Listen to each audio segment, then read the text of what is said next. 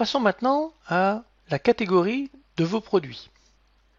Vous allez pouvoir, à cet endroit, donner une catégorie. Par exemple, nous allons, nouvelle catégorie, indiquer livre. Insérer au début, et là, vous allez tout simplement laisser en principal, ajouter. Vous avez ceci qui se présente et vous allez pouvoir mettre une description de cette catégorie si vous le souhaitez. Une fois que c'est fait, enregistrez. Vous revenez dans cette partie. Là, je vais mettre par exemple formation en ligne. Je laisse une nouvelle fois insérer après le début. Alors là, je peux le mettre après le livre ou le laisser avant. Ajouter.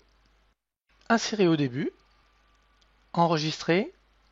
Si je reviens dans catégorie, nous voyons qu'il se situe en premier. Le livre est ensuite. Si je veux repasser le livre devant, je vais tout simplement ouvrir le livre et je vais dans cette partie indiquer insérer au début. Ce qui fait que dans la catégorie, on va retrouver maintenant le livre au début.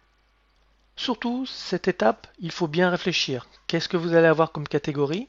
Et ensuite, ces catégories vont nous servir quand on va s'occuper de la boutique. C'est pour ça qu'il est important de gérer cela tout de suite et d'avoir les bonnes catégories.